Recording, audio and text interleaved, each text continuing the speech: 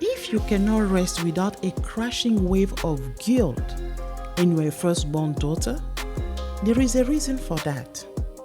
I want you to take a deep breath. You are not broken. You are operating on a survival pattern that was hardwired into you before you were even old enough to understand it. Today, I want to show you why resting feels so uncomfortable, why your nervous system treats relaxation like a threat, and how you can begin changing that without becoming someone who stops caring about the people she loves. Hi, I'm Cynthia.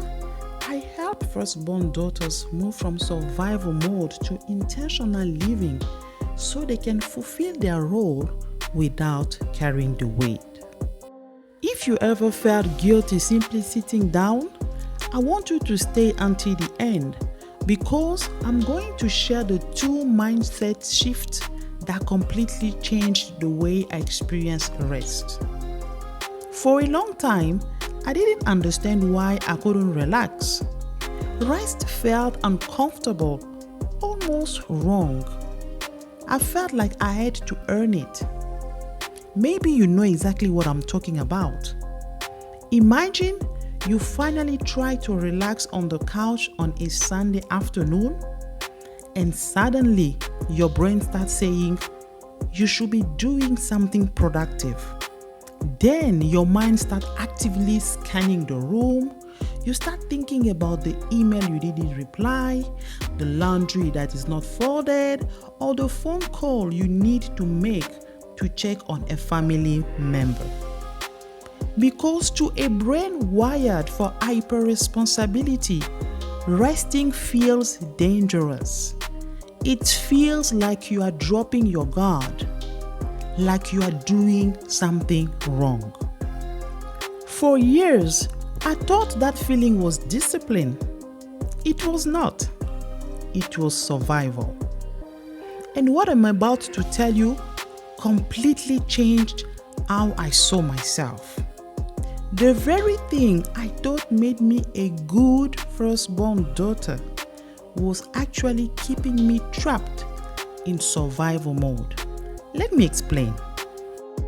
Many elders' daughters took on adult emotional or functional responsibilities long before they had the capacity to carry them.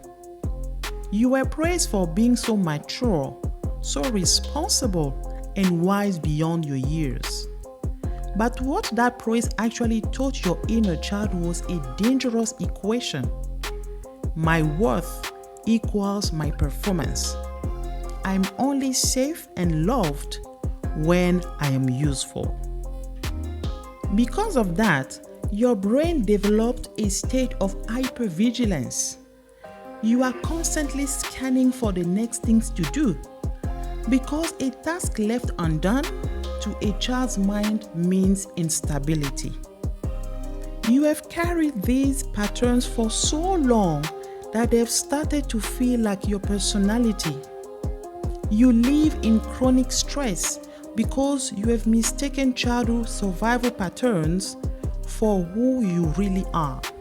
You tell yourself, this is just who I am. And that's the most dangerous part. Because you can't heal a pattern you believe is your identity. But what if it's not your personality at all? What if it's simply what you learn in order to survive? The problem is, you can only live in survival mode for so long. Eventually, your body begins to pay the price. You become exhausted. That exhaustion quietly turns into resentment, and before you realize it, it starts leaking into your relationships. You lose your joy, you stop investing in yourself, you are physically present but emotionally absent. So how do we break out of this? There are 2 profound shifts you need to make. And the first one completely changes how you view your responsibilities. You need to see rest as a requirement, not as a reward. You have to flip the narrative. Rest is not a reward you earn after burning out. It is a requirement for a healthy life.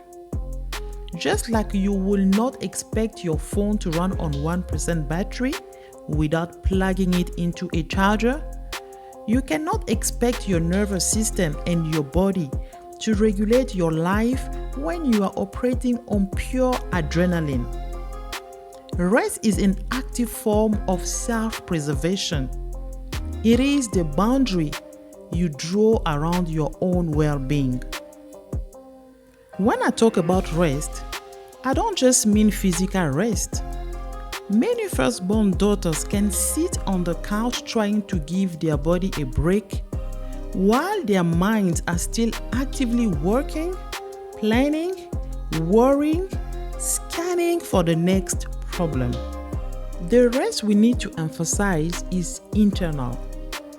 It is a mental and nervous system release. Because if you are resting physically but still working mentally, your body never actually gets the message that it is safe to relax. When your mind is not at rest, that chronic mental stress will inevitably manifest in your body, leaving you just as exhausted as before. So I want you to stop asking, "Have I earned rest?" and start asking, "What kind of woman do I become when I never allow myself to rest?" The second shift was even harder, but it gave me the greatest freedom. I had to stop measuring my worth by my usefulness. As a firstborn daughter, that was not easy. For years, I've spent my life running on a script that says I am safe and loved when I am being productive. We live in a world that celebrates productivity and constant busyness. So it's easy to believe that productivity makes us more useful and valuable.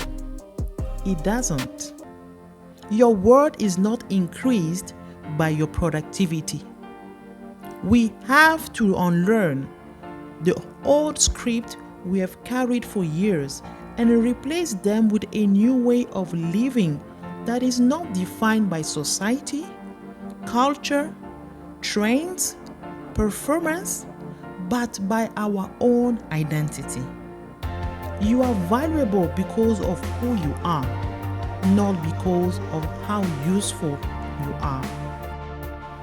If you are listening to this right now and your eyes are filled with tears because you feel so incredibly seen, hear this. You are allowed to rest. The world will not stop spinning if you take a break. You can rest without guilt. To help you navigate this transition, I am creating a completely free resource called the Firstborn Daughter Mirror Assessment. It's a tool designed to help you uncover this hidden childhood survival pattern and begin your journey towards true internal peace. You can find a link to join the early access list in the description and in the pinned comment below.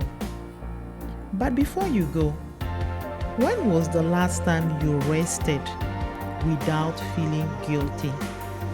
Share your thought in the comment. Thank you for being the strong one for so long, but it's time to start living intentionally. I'll see you in the next one.